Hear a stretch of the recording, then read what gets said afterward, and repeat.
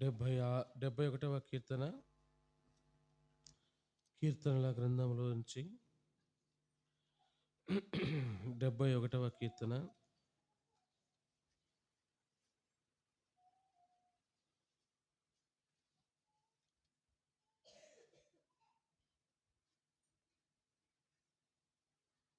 6వ వచనాన్ని అందరం కలిసి చదువుకుందాం. 71వ కీర్తన 6వ వచనాన్ని అందరం కలిసి చదువుకుందాం. గర్భవాసినది మొదలుకొని నీవే నాకు ప్రాపకుడవై ఉంటివి, తల్లి గర్భం నుండి నన్ను ఉద్భవింపజేసిన వాడవు నీవే. నిన్ను గూర్చి నేను నిత్యము స్తుతిగానము చేయుదును. ప్రార్థన చేసుకుందాం.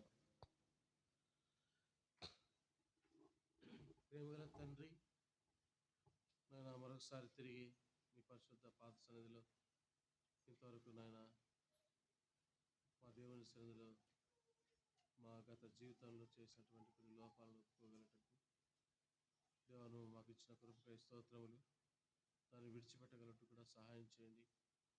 తిరిగి తండ్రి మా దేవుని ఆరాధించుటకై మేము చేరొస్తుండగా నన్ను కూడా బలపరిచి దేవుని బిడ్డల ఆత్మలను తండ్రి పురికొల్పమని, మా దేవుని మనసారా ఆరాధించే భాగ్యం మాకు అనుగ్రహించమని యేసు ప్రభు ఘనమైన నామమును స్తుతించి ప్రార్థిస్తున్నాము తండ్రి.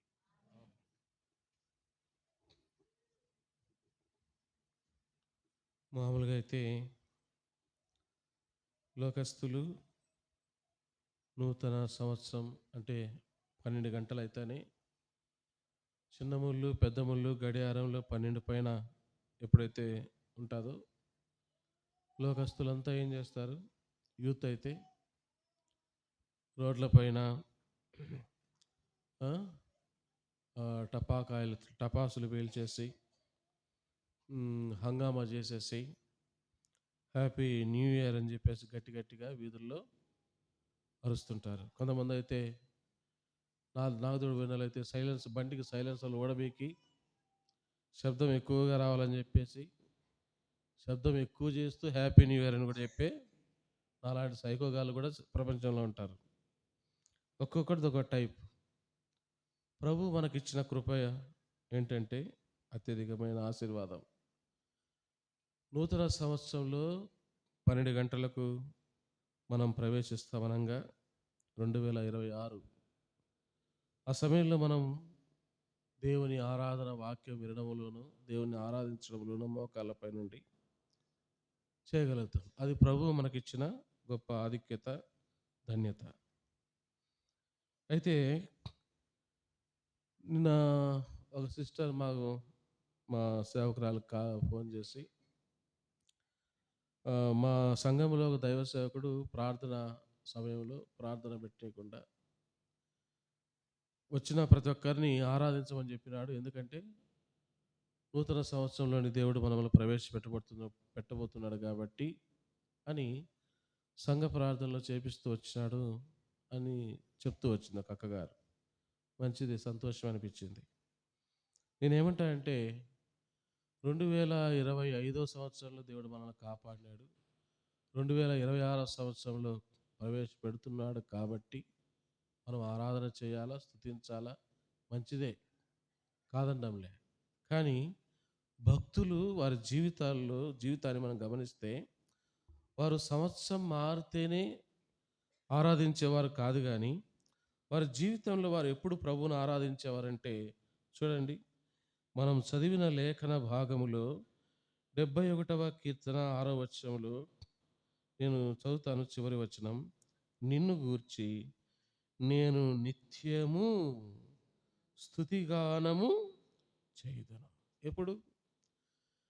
ఈ భక్తుడు ఎవరో సరిగా పేరు రాయబడలేదు, కానీ భక్తుడు ఎవరో.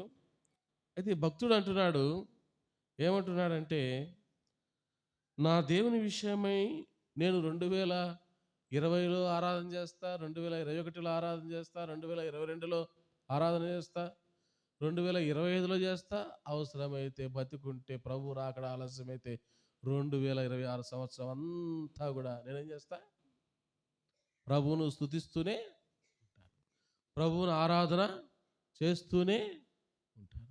అన్నట్టుగా భక్తుడు చెప్తున్నాడు. ఏమంటున్నాడు?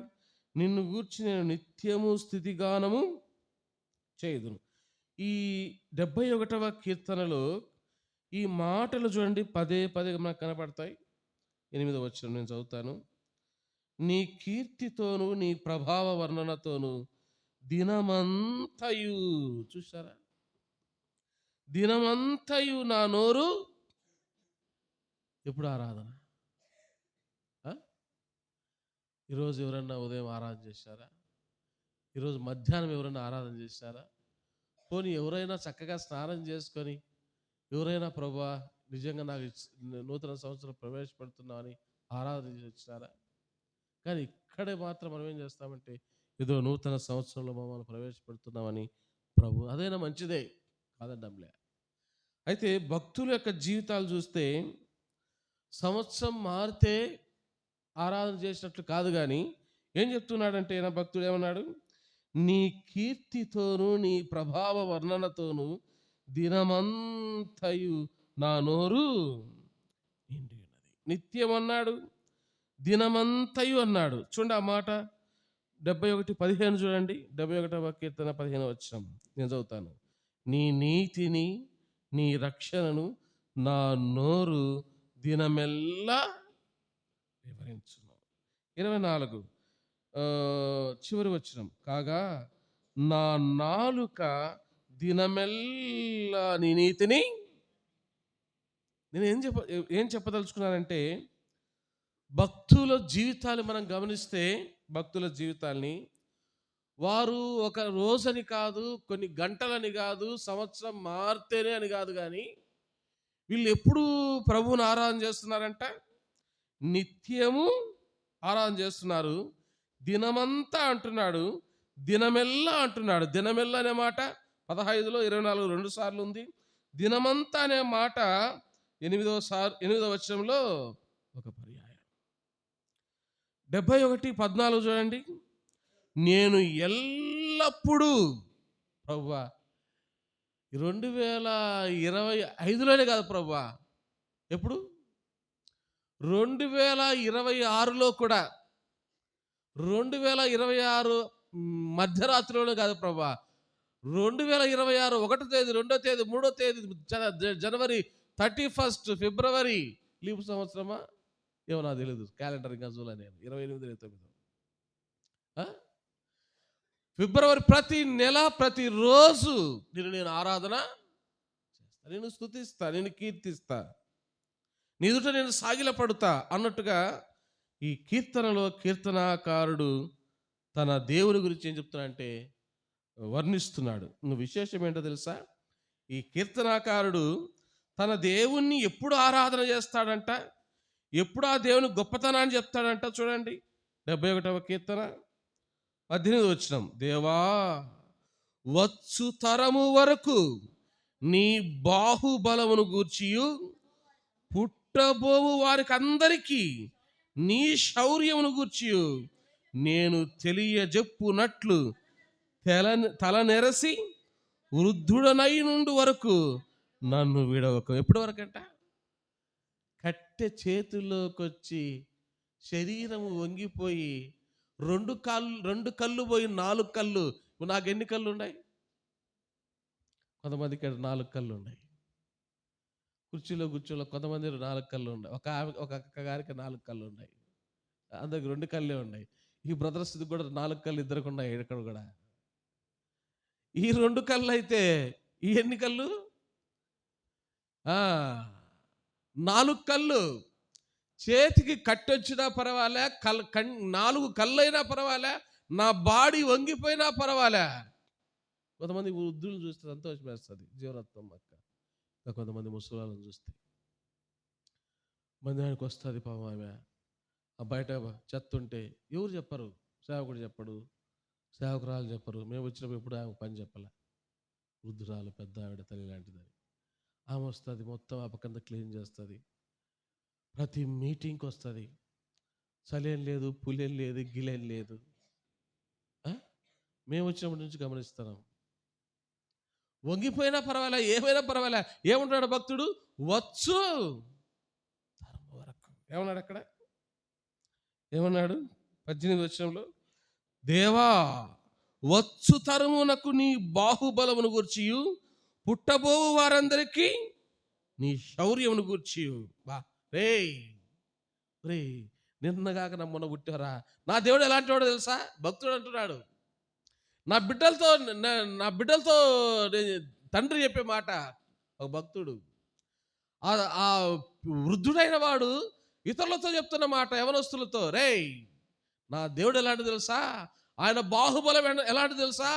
ఆయన శౌర్యం ఎలాంటిదో తెలుసా? బూరలు ఊస్తే ఎరుకో గొడవలు కూలిపోయారా. నా దేవుడు గొప్పవర్రా, నా దేవుడు గొప్పవర్రా. ఎవరికి? ఎంతమంది చెప్తున్నాడంట? ఎప్పుడు చెప్తున్నాడంట? ఎప్పుడెవరు చెప్పాలనుకుంటున్నాడంట? ప్రభువా, నిత్యము దినమెల్లా. ఇంకో చోటు ఉంది, ముందుకు వెళ్తాను, ముందుకు పోతాను. కాబట్టి అయ్యా, పుట్టబో వారందరికీ, వచ్చే తరానికి, ఇప్పుడు నాదొక తరం, అంతేనా? నాదొక తరం, నా బిడ్డలది ఒక తరం, వాళ్ళు ముగిస్తే వచ్చేది ఇంకొక తరం. అయ్యా, వచ్చు తరంకి, వచ్చే తరానికి కూడా. అంటే నా బిడ్డలు ఏమవుతారు చెప్పండి? తరమే కదా. నాకు నిజంగా సరిగ్గా లెక్కలు రావలేండి, తరమే కదండి. అయ్యా, వచ్చే తరానికి వాళ్ళు, నా బిడ్డలకు కూడా నేనేం చెప్పాలా? నా దేవుని గురించి కూర్చోబెట్టుకొని, అయ్యా స్తుతించండి, దేవుని స్తుతించండి. ఎందుకో తెలుసా? ఆయన గొప్పోడు, ఆయన బలము గలవాడు, ఆయన కార్యాలు అద్భుతమైన కార్యాలు చేసినాడు. నీకోసం ప్రాణం పెట్టినాడు, నీకోసం రక్తం కార్చినాడు. ఆరాధించు. 2025 కాదండి, 2026 సంవత్సరంలో ప్రవేశించిన దినమెల్లా అంటున్నాడు.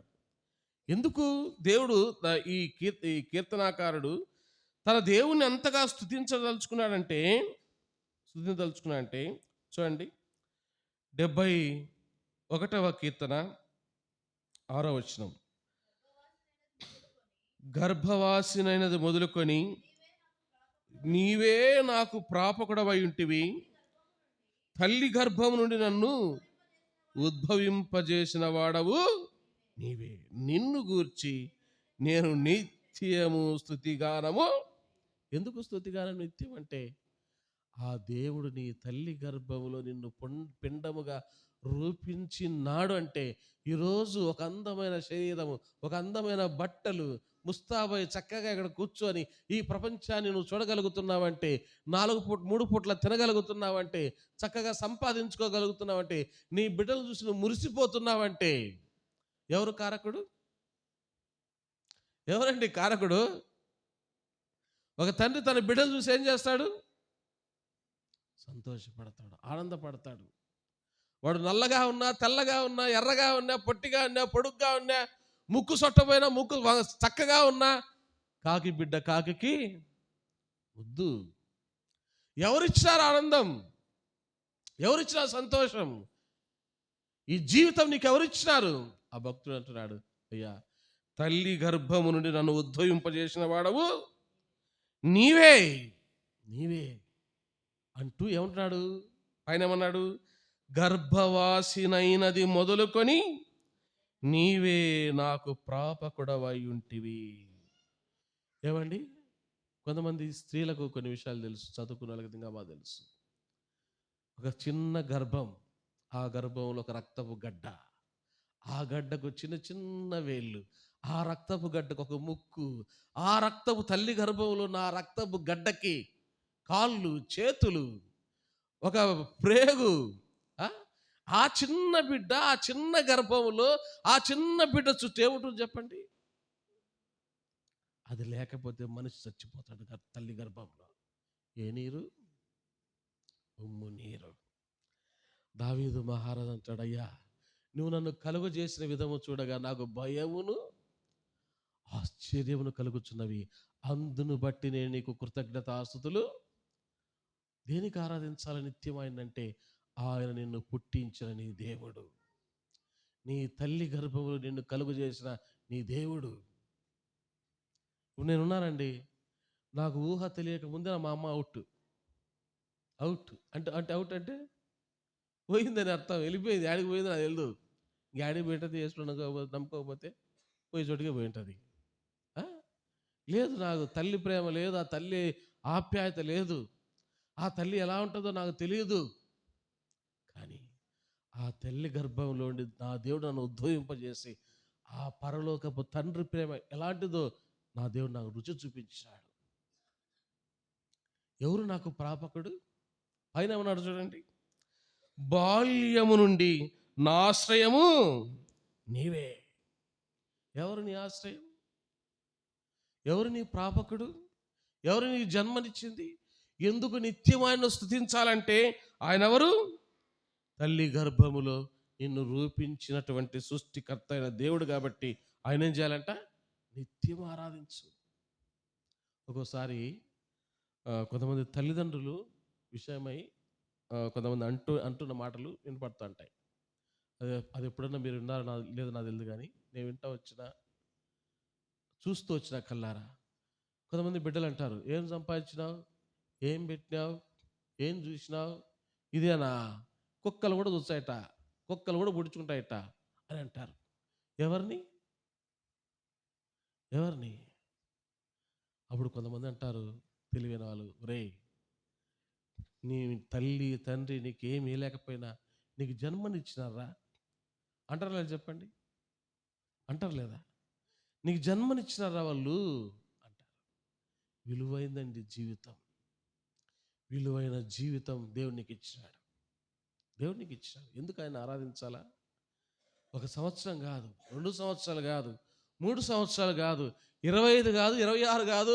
ఒకవేళ ప్రభు దయ వల్ల నువ్వు నేను బతికుంటే, ప్రభు రాకడ ఆలస్యమైతే 2027, 2028 నిత్యము, అనుదినము, తరతరాలు నువ్వు ఎన్ని తరాల్లో నువ్వు బతుకుంటావో ప్రతి తరానికి నీ దేవుని యొక్క బాహుబలం, ఆయన శౌర్యం చెప్పాలా? ఏమని? నన్ను పుట్టించినవాడు ఎవరు? మా అమ్మ మా నాన్న అని చెప్పొద్దండి. ఎవరు? నన్ను పుట్టించినవాడు ఎవరు? నా దేవుడు అని చెప్పాలా? చాలామందికి పెళ్ళిళ్ళు అవుతాయండి. పెళ్ళిళ్ళు అయ్యి 25 సంవత్సరాలైనా 30 సంవత్సరాలైనా బిడ్డలు కరగరు. ఏం చెప్పండి? ఎందుకు పుట్టడంలో బిడ్డలు? కొంతమందికి గుళ్ళు తిరుగుతారు, గోపురాలు తిరుగుతారు. నేను ఒక సహోదరి, ఆ అక్క రానట్టున్నారు, రాలా సహోదరి, లేకపోతే మగ వచ్చేసి కనుక్కోలేకపోతున్నాను తెలియదు, కానీ అట్లా ఇండ్ల చుట్టూ ప్రతి ఇంటికి పోతా అంటే ఒక అక్క పక్కన ఉంటే రాండిక మందిరానికి అని పిలిస్తే ఆమె ఒక మాట చెప్తా వచ్చింది. కాకపోతే ఇక్కడ చెప్పకూడదు, చెప్పడం లేదు, గర్భ విషయమే చెప్తా వచ్చింది. కాబట్టి ఎందుకు ఈ మాట చెప్తున్నా అంటే, నీ తల్లి గర్భములో నిన్ను రూపించిన వాడెవరు? ఆ తల్లి గర్భంలో నీకు రక్షణ ఇచ్చిన వాడెవరు? నిన్ను ఉద్భవింపజేసిన వాడెవరు? అంటే పుట్టింపజేసిన వాడెవరు? నీకు జన్మనిచ్చిన వాడెవరు? ఆరాధన చేయి, నిత్యము చేయి. 2025లో చేయి, 2026లో చేయి, బతుకుంటే ప్రభు చిత్తం మీద 2027లో కూడా నాకు నువ్వు జన్మనిచ్చిన దేవుడు ప్రభా, నన్ను సృష్టించిన సృష్టికర్త ప్రభా. నెంబర్ 1 చూడండి, తొందరగా ముగించుకుందాం.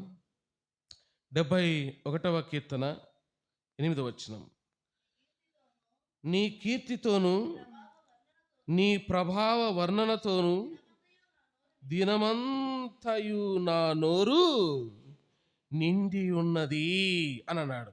చూడండి 14వ వచనం చూడండి, 14వ వచనం, నేను ఎల్లప్పుడూ నిరీక్షింతును, నేను మరి ఎక్కువగా నిన్ను కీర్తింతును. 22 నా దేవా, నేను కూడా నీ సత్యమును బట్టి స్వరమండల వాద్యముతో నిన్ను స్తుతించెదను. ఇశ్రాయేలు పరిశుద్ధ దేవా, సితారాతో నిన్ను. 23 నేను నిన్ను కీర్తించున్నప్పుడు చాలు. ఎన్నిసార్లు అవుతుందండి? కీర్తిస్తాను, కీర్తించదను నీ కీర్తితో. కాబట్టి పదే ఈ 71వ కీర్తనలో ఆ పదాలు కనబడతాయి. కీర్తించడం అంటే ఆయన గొప్పతనాన్ని గురించి చెప్పడం. కీర్తించడం అంటే నువ్వు అలాంటి వాడివి, ఇలాంటి వాడు అంటారు చూసారా అన్నా. బాగా డబ్బులు పెట్టేవాడైతే ఊరంతా మరి అంటే ఉంటుంది అంతే. డబ్బులు అయిపోతే ఒక్కరు రాడు మన దగ్గరికి, అది తెలుసుకోలేడు మానవుడు. డబ్బులు ఉంటే ఏం చేస్తారు అందరూ, అన్నా నువ్వు లేకపోతే మా ఊరు ఏడుందన్నా అంటారు. బూరా ఏందది? కీర్తి, కీర్తించడం, గొప్ప చేయడం. ఎందుకు? జోబులోంచి ఎంతో ఎంతో ఇచ్చాడని మనోడు. అంతా అయిపోయింది అనుకో, ఒక్కడు కూడా నీ దగ్గర రాడు. కీర్తి దేని గురించి కీర్తి? దేవుని యొక్క గొప్పతనాన్ని గురించి. 35వ కీర్తన 28వ వచనం. నా నాలుక నీ నీతిని గూర్చియు నీ కీర్తిని గూర్చియు దినమెల్లా సల్లాపములు. ఒక రోజు కాదు, 2 రోజులు కాదు, ఒక నెల కాదు, 12 నెలలు కాదు, 1 సంవత్సరం కాదు, 4 సంవత్సరాలు కాదు. ఎప్పుడంట? దినమెల్లా, ప్రతి దినం, ప్రతి సంవత్సరంలో ప్రతి దినం, ప్రతి వారంలో ప్రతి దినం, ప్రతి నెలలో ప్రతి దినం. అయ్యా నీ నీతిని గురించి ఏం చేస్తుంది? నా నాలుక సల్లాపము చేస్తుంది, నేను కీర్తిస్తుంది. ఎందుకు కీర్తించాలా ఆయన్ని? చూడండి, సంఖ్యాకాండం 14వ అధ్యాయం. ఎందుకు కీర్తించాలా దేవుణ్ణి? సంఖ్యాకాండం 14వ అధ్యాయం 15వ వచనం. కాబట్టి నీవు ఒక్క దెబ్బతో ఈ జనులను చంపినడలా నీ కీర్తిని గూర్చి వినిన జనములు ప్రమాణపూర్వకముగా తాను ఈ జనులకు ఇచ్చిన దేశమందు వారిని చేర్చుటకు శక్తి లేక యెహోవా వారిని అరణ్యంలో సంహరించునని చెప్పుకుందరు. ఏమంటంట? కాబట్టి నీవు ఒక్క దెబ్బతో ఈ జనులను చంపినడలా నీ కీర్తిని గూర్చి వినిన జనములు. ఏంటి ఆయన కీర్తి? ఏంటి ఆయన కీర్తి? బా రే, రాహాబు ఎవరామె? మంచిదా చెడ్డదా చెప్పండి. ఆమె వృత్తి, ఆమె ప్రవృత్తి చెడ్డదైనా ఆమె దేవుని విషయంలో విని ఆ దేవుని సైనికులు ఆమె దగ్గరకు వస్తే ఏం చెప్పింది? అయ్యా మీ దేవుడు ఎర్ర సముద్రమును పాలు చేసినవాడు. మీ దేవుని ముందు ఎలాంటి నాయకులు కూడా, ఎలాంటి సైనికులు కూడా తట్టుకోలేరు. నేను విన్నా. దేని గురించి ఉన్నా? మీ దేవుని యొక్క కీర్తిని గురించి నేను విన్నా. ఏంటి ఆయన కీర్తి? ఐగుప్తులో ఉండి ఇశ్రాయేలు ప్రజల్ని తన బాహుబలం చేత విడిపించడము కాకుండా వారిని నడిపించిన దేవుడు, వారిని పోషించిన దేవుడు. ఎన్ని సమస్యలు, ఎన్ని బాధలు, ఎంతమంది శత్రువులు వచ్చినా వాటన్నిటిలో వారికి విజయమిచ్చి, సరిగిన గొనిగిన పాపమున్న, వ్యభిచారం చేసిన, విగ్రహారాధన చేసిన, అనేక రకాల పాపాలు వాళ్ళ జీవితాల్లో ఉన్న వారిని నడిపించిన దేవుడు. ఏంటి ఆయన కీర్తి? ఆలోచించు. నువ్వు కూడా నీ జీవితంలో నీ దేవుడు ఏం చేసినాడో ఆలోచించి నీ దేవుని కీర్తించు. ఈ ఉదయకాల సమయం అంతేనా? ఉదయమేనది కరెక్టేనా కాదా? ఏమి చెప్పిద్రి 12 AM అంటే ఏందండి? ఉదయం అండి, మిడ్ నైట్ అన్నీ అంటదా లెక్క. 12 ఏం వేస్తారు? 12 అయితే మధ్యరాత్రి AM PM మళ్ళా మరుసటి ఉదయంలోకి ప్రవేశించిన మరుసటి రోజు నువ్వు ప్రవేశించినావు. మనం అనుకుంటాం మిడ్ నైట్ అని. ప్రేమైన దేవుని బిడ్డలారా, ఆలోచించు. నీ జీవితంలో ఆయా కష్టాల సమయంలో, కన్నీళ్ళ సమయంలో, వేదన సమయంలో, ఆయా దుఃఖకరమైన పరిస్థితుల్లో ఎన్నో అపాయాలు నీ చుట్టుముట్టినప్పుడు నీ దేవుడు చేసినటువంటి ఆ మేలును బట్టి. అందుకని ఒక భక్తుడు ఏమన్నాడు చూడండి, 13వ కీర్తన చూడండి. 13వ కీర్తన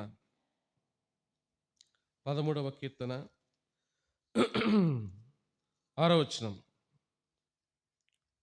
క్షమించండి, ఉమ్, 13వ కీర్తన 5వ వచనమే. నేనైతే నీ కృపయందు నమ్మిక ఉంచుచున్నాను, నీ రక్షణ విషయమై నా హృదయం హర్షించుచున్నది. యెహోవా నాకు మహోపకారములు చేసి ఉన్నాడు, నేను ఆయనను కీర్తించదను నిత్యము దినమెల్లా. ఎందుకు ఆయన కీర్తించాలా అంటే ఇక్కడ దావీదు అంటాడు, అయ్యా నువ్వు నాకు ఏం చేసినావు? మహా ఉపకారములు. దాన్ని మహోపకారములు అన్నాడు. ఇక్కడ సందులు సమాసాలు చదువుకున్న వాళ్ళు తెలుసుంటుంది. సందులు అంటే మనం వీధిలో పోయే సందులు కాదు, ఆ సందులేరే తెలుగు సందులు అంటారు. సవర్ణ దీర్ఘ సంధి, గుణ సంధి, తిత్త సంధి, ఏ సందులో లేండి. ఇంకా ఏంటంట? మహోపకారములు, మహా ఉపకారములు, మహా ఉపకారములు. ఏం చేశాడు? కొంతమంది ఆస్తి దండిగా ఉంటుంది, వడ్ల బస్తాలు దండిగా ఉంటాయి ఇంట్లో. ఆ వడ్ల బస్తాలు ఆడించుకొని తినడానికి భాగ్యం ఉండదు. అవునా కదా? ఏమంటే షుగర్ బిడ్డ తినకూడదు ఎక్కువగా. ఒక లడ్డు తినడానికి లే, ఒక పాయసం తినడానికి లే, ఒక కాఫీ మనస్ఫూర్తిగా తాగడానికి లే. నువ్వు తింటున్నావంటే 5,000 నోట్లో పోతున్నాయంటే ఏందది? మహోపకారం. నువ్వు చల్లగా పడుకోగలుగుతున్నావంటే ఏందది? దేవుడు నీ జీవితంలో చేసిన ఒక మహోపకారం. కష్టాల్లో, కన్నీళ్ళల్లో, బాధల్లో దేవుడు నిన్ను ధైర్యపరుస్తూ, ఆ మందిరాన్ని నడిపిస్తూ, దేవుని వాక్కు చేత నిన్ను బలపరుస్తూ ఆదరిస్తున్నా అంటే ఆయన మందిరంలో ఏందది? దేవుడు నీ జీవితంలో చేసే ఒక మహోపకారం. ఉపకారములు అంటారు దాన్ని. ఎందుకు కీర్తించాలా? నిత్యము దినమెల్లా వచ్చు తరము వరకు. ఎందుకు ఆయన కీర్తిని చెప్పాలా అంటే ఆయన నీ జీవితంలో చేసిన, నేను చెప్పగలనండి, గుండెల పైన చెయ్యేసుకొని చెప్పగలను. 1993లో రక్షించబడిన మొదలుకొని ఈ క్షణం వరకు నేను దేవుని బిడ్డల సొమ్ముతోనే నేను బతికినానండి. దేవుని బిడ్డల సొమ్ముతో నేను బతికిన. నా చదువు దేవుని బిడ్డల సొమ్మే. నా చదువు MA BEd, నా చదువు దేవుని బిడ్డల సొమ్ము. నా పెళ్ళైన తర్వాత కూడా మందిరాల్లో ఉన్న దైవ సేవకులు, మందిరాల్లో ఉన్నటువంటి విశ్వాసులు నన్ను ఆదుకున్నారు. తక్కువలో సేవ చేస్తున్నప్పుడు బెల్స్ పాల్సిన ఒక వ్యాధి వస్తే చుట్టుపక్కల ఉన్న దైవ సేవకులు, ఆ మందిరంలో ఉన్న విశ్వాసులు, ఈ రోజుకు నేను తినే ప్రతి మెతుకు నా దేవుని బిడ్డలదేనండి. నేను కట్టే ప్రతి బట్ట నా దేవుని బిడ్డలండి. నేను చెప్పగలను, నా దేవుడు నా జీవితంలో మహోపకారములు చేశాడని. ఒక సహోదరుడు దైవ సేవకుడు వచ్చి ఆ వ్యాధి వచ్చింటే, బ్రదర్ బేష్బా గ్రూప్లో పెట్టకూడదా అన్నాడు. ఎందుకు? పెడితే ఎవరన్నా ఇస్తారని.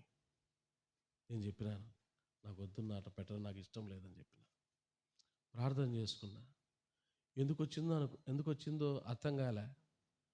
తర్వాత ప్రభు కొంత సొమ్ము నాకు ఇచ్చిన తర్వాత అర్థమైంది. ఆ సొమ్ముతో వచ్చిన కొంత సొమ్ముతో నా వ్యాధి బాగైంది. ఆ సొమ్ముతో మా కూతురు ఫీజు కట్టగలిగిన, కాలేజ్ ఫీజు 80,000 అంటే ఎట్ట తెచ్చి కట్టాలి? నేను ఎలా తెచ్చి కట్టాలా? ఏం లేదు, బ్యాంక్ బ్యాలెన్స్ జీరో. అప్పుడు నాకు అర్థమైంది. సంఘం ఎదురు చెప్పిన, నాకు ఈ వ్యాధి నా అవసరం తీర్చడానికి వచ్చిందని. నా దేవుడు నా జీవితంలో చేసిన మహోపకారం. మరి నీ జీవితంలో ఒకసారి ఆలోచించు. 2025వ సంవత్సరంలో ప్రవేశిస్తున్న 26లో నువ్వు ప్రవేశపడుతున్నావు అంటే ఈ సంవత్సరంలో నీ దేవుడు నీ జీవితం ఎన్ని మహోపకారాలు చేశాడు. వడ్లు తెచ్చేశారు, మంచి వడ్లని. ఒక సహోదరి, అక్క పేరు ఎవరు, సుబ్బరాయుడన్న అక్కగారు, నిన్న మంగళవారం ప్రార్థన అయిపోతానే, అన్న మాకు వడ్లు పండలేదు, ఏదో కొంత సొమ్ము. నాకు అనిపించింది, వడ్లు పండకపోతే సొమ్ము ఎందుకు ఇవ్వాలా? వడ్లు పండకపోతే వడ్లు ఎందుకు ఇవ్వాలా? బాగా పండితే కదా ఇవ్వాల్సింది. నేను చెప్పలేకపోయినా నా మాట ఆమెకి అని మళ్ళీ అనిపించింది నాకు. అమ్మ, దేవుడు నీకు సమృద్ధిగా ఇవ్వలేనప్పుడు నువ్వెందుకు తల్లి మళ్ళీ నాకు నా వరకు తెచ్చిస్తున్నావు అని చెప్పలేకపోయాను. మళ్ళీ నాకు ఆలోచన వచ్చింది. ఆ ఒడ్లు తెచ్చేసారంటే ఎవరిచ్చారండి? ఒకడు అనుకున్నాడంట, ఏమని, కావలసినంత పంట పడింది. ఎంతవరకు? జీవితకాలం అంతా కావలసినంత పంట పడింది, కొట్లు సమృద్ధిగా నిండినాయి. నా ప్రాణమా, దేవుడొద్దు, దేవుని మందిరం వద్దు, దేవుని బిడ్డల సహవాసం వద్దు, తిను తాగు సుఖించు అనుకుందాం అనుకున్నాడంట. అనుకో, ఏమనుకోవాలా? ఆ విధంగా అనుకోవద్దు. ఏ విధంగా అనుకోవాలా? నా దేవుడు నాకు వడ్ల బస్తాలు ఇచ్చాడు, నా చేతుల కష్టార్జితను ఆశీర్వదించాడు, అదొక మహోపకారం. ఎన్ని ఉపకారాలు! నీకు సంతానం ఇవ్వడం ఒక మహోపకారం. కీర్తిస్తామా దేవుణ్ణి? చూడండి కొన్ని మాటలు. 71వ కీర్తన 71వ కీర్తన 71వ కీర్తన 15వ వచనం. నీ నీతిని నీ రక్షణను నా నోరు దినమెల్లా వివరించును, అవి నాకు ఎన్న శక్యము కావు. ఏమిచ్చాడు దేవుడు నీకు? రక్షణ. అన్నిటికంటే ముఖ్యమైనది రక్షణ. ఈ కాలంలో ఏ దైవ సేవకుడు కానీ, ఏ సంఘ పెద్దలు కానీ, ఏ సాటి విశ్వాసులు కానీ ఈ మాట అడగడం లే. ఒకప్పుడు ఎక్కువగా ఈ మాట అడిగేవాళ్ళు. నువ్వు రక్షించబడ్డావా? ఎప్పుడు రక్షించబడ్డావు? బాప్తిసం తీసుకున్నావా? ఎవరి ద్వారా రక్షించబడ్డావు? ఏ డేట్లో రక్షించబడ్డావు? ఈ పదాలు ఇప్పుడు ఎప్పుడు అడుగుతారంటే బాప్తిసం టైంలో ఆ ఫామ్ ఫిల్ చేసినప్పుడు మాత్రమే అడుగుతారు ఈ కాలంలో. మిగతా సమయంలో ఎవరు వస్తున్నారో పట్టించుకోరు, ఎవరు పోతున్నారో పట్టించుకోరు, ఎవరు ఏ అక్కర్లో ఉన్నారో సంఘం అసలు పట్టించుకోరు. దేవుడు నీకు ఇచ్చిన ఒక మహాభాగ్యం ఏంటంటే రక్షణ. రక్షణ భాగ్యం. అదొక భాగ్యం. దాన్ని బట్టి మన ప్రభుని ఏం చేయాలా? కీర్తించాలా. 71వ కీర్తన చూడండి, క్షమించండి, 71:24. 71:24. నాకు కీడు చేయజూచువారు సిగ్గుపడి ఉన్నారు, వారు అవమానము పొంది ఉన్నారు. కాగా నా నాలుక దినమెల్లా నీ నీతిని ఎందుకంటే ఈయనకెవరో కీడు చేయాలని చూశారంట, ఈయనను ఎవరో అవమానపరచాలనుకున్నారంట. అలాంటి సమయంలో దేవుడి భక్తుని ఏం చేశాడంటే 23వ వచనం, నేను నిన్ను కీర్తించినప్పుడు నా పెదవులను, నీవు విమోచించిన నా ప్రాణమును నిన్ను గూర్చి ఉత్సాహదు. దేని నుంచి విమోచన? ఎవరో నీకు కీడు చేయాలనుకున్నారు, ఎవరో నీ జీవితాన్ని అవమానం పాలు చేయాలనుకున్నారు. ఆ కీడు నుండి, అవమానం నుండి, ఆ దుఃఖం నుండి, ఆ కన్నీళ్ళ నుండి, ఆ శత్రువు యొక్క బాధ నుండి నిన్ను విమోచించిన వాడు నీ దేవుడు. నిజమండి, నేను చెప్పగలనండి. వాళ్ళ ఎదుట నేను చెప్పగలను. నా కుటుంబం ఎదుట, నా ఇద్దరు బిడ్డల వాళ్ళని ఎదురుగా పెట్టుకొని నేను చెప్పగలనండి. నాకు కీడు చేయాలని చూసిన వాళ్ళు ఉన్నారండి. ముందుకు వచ్చినారు, చాలా అవమానపరచాలని ప్రయత్నం చేసినారు. నా బిడ్డలు ఈరోజు కూడా ఆ మాట్లాడుకుంటే వాళ్ళు కూడా పౌరుషం వస్తుంది. చెప్పగలను నేను. నాకు కీడు చేయాలనుకున్న వారు వాళ్ళని దేవుడు దూరం పెట్టేశాడు. వాటిలో నుండి విడిపించాడు. నేను అనుకున్నాను, ప్రభా పలాని ప్రాంతంలో సేవ చేస్తున్నప్పుడు ఇదో పలాని వ్యక్తులు నా మీదకి వచ్చినారు, నన్ను ఇంతగా అవమానపరిచారు, వీధిలో కేకలేసినారు, గట్టిగా కేకలేసినారు. ఆ వీడియో ఒక దైవ సేవకుడు చూపిస్తే, ఏంది బ్రదర్ ఇంత గట్టిగా అరుస్తున్నారు, ఏదో మంచి విశ్వాసం అనుకున్న వాళ్ళని, ఇదేంది ఇలా, ఈ విశ్వాసులు ఎలా ఉన్నారు వీళ్ళు, వీళ్ళేంది నీ మీదకి వచ్చిన సేవకుడి మీదకి నీ మీదకి వచ్చారు వీళ్ళు అని గట్టిగా నా జీవితాన్ని కీడు చేయడానికి వచ్చారండి. నేను చాలా బాధపడ్డా. ప్రభా, నా సాక్ష్యము దెబ్బతినింది కదా అనుకున్నా. తర్వాత ఆ ప్రాంతం నుంచి వేరే ప్రాంతానికి వచ్చిన తర్వాత అక్కడున్న అనేకులు, మందిరం వాళ్ళు కాదండి,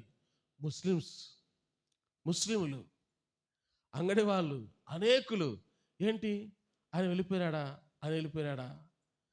చాలా ఇది అని నేను ఇంకా పదాలు నేను చెప్పలేను. అవన్నీ అతిశయంగా ఉంటుంది. అప్పుడు నాకు ఎంత ఆనందం వేసిందంటే, అవును ప్రభువా, నాకు కొంతమంది కీడు చేయాలనుకున్నారు, ఆ కీడులో నన్ను ఏం చేసినావు? విమోచించిన. ఎన్ని అండి, ఎన్ని అనుభవాలండి, ఎన్ని అండి దేవుడు మనకు చేసిన మహోపకారములు, ఎన్ని మహోపకారములు. అందుకని ఈ భక్తుడు ఎప్పుడు రాశాడు ఈ కీర్తన? సంతోషంగా ఉన్నప్పుడు రాయలేదండి ఈ కీర్తన. కష్టాల్లో, కన్నీళ్ళు, శత్రువు తరుముతున్నప్పుడు, బాధల్లో ఉన్నప్పుడు ఈ కీర్తన రాసినాడండి. ఈ కీర్తన రాసినాడు ఈ కీర్తనాకారుడు. అలాంటి సమయంలో దేవుడు తనకు చేసిన ఆ మహోపకారాన్ని బట్టి ఏం చేస్తున్నాడు? దినమెల్లా, నిత్యము ఏం చేస్తున్నాడు? వచ్చు తరానికి సైతం ఆ దేవుని కీర్తిని వర్ణిస్తున్నాడు. ఒక మాట చెప్పి నేను ముగిచ్చేస్తాను. 146వ కీర్తన, 146వ కీర్తన 2వ వచనం. 146వ కీర్తన, లేదా మొదటి నుంచి చదువుతామా? రాజవైన నా దేవా, నిన్ను ఘనపరచెదను, నీ నామము నిత్యము సన్నుతించెదను. అనుదినము నేను నిన్ను స్తుతించెదను, నిత్యము నీ నామమును స్తుతించెదను. అక్కడ ఒక మాట ఉంటుంది, నా జీవిత కాలమంతా. నేను 140 చదువుతున్నా కదా, పోనీ అక్కడ కూడా నిత్యం వచ్చిందిలేండి, పోనీలేండి, అది కూడా మంచి పని. 146 మొదటి 2 వచనాలు చూడండి.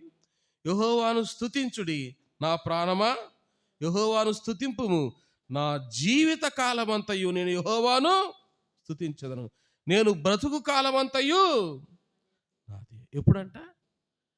Not only 2025. ఎప్పుడు? ఎప్పుడు? కేవలం 2020, 2025 కదండి. ఎప్పుడంట? 2026లో బతుకుంటే, 2027లో బతుకుంటే, నువ్వు బతుకు కాలమంతా ఏమన్నాడు ఆ భక్తుడు? ఏమన్నాడు? నా జీవిత కాలమంతయు నేను యెహోవాను. ఏం పాట పాడతాం? భక్తులు, భక్త సింగన్న గారు ప్రసంగాలు చేస్తుంటే అప్పటికప్పుడు పాటలు రాశారంట. మహాభక్తులు. అద్భుతంగా ఉంటాయి పాటలు, అద్భుతంగా ఉంటాయి పాటలు, చాలా బాగుంటాయి. నా జీవిత కాలమంతయు నేను యెహోవాను స్తుతించెదను, నా బ్రతుకు కాలమంతయు నా దేవుని కీర్తింతును, నా బ్రతుకు కాలమంతయు నా దేవుని కీర్తింతును.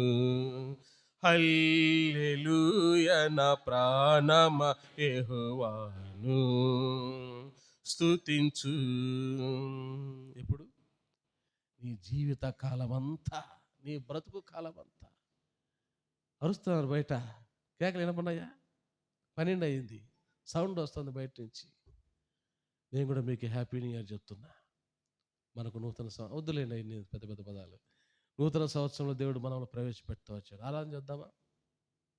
ఒక సంవత్సరం కాదు, ఒక రోజు కాదు, ఒక గంట కాదు. ఎప్పుడంట? నీ జీవిత కాలమంతా ఆరాధన చేయి, నీ బ్రతుకు కాలమంతా స్తుతించు, వచ్చు తరానికి ఆ దేవుని గొప్ప తరాన్ని చెప్పు. ఆరాధన చేద్దాం, ఆరాధనలో ప్రవేశిస్తాం.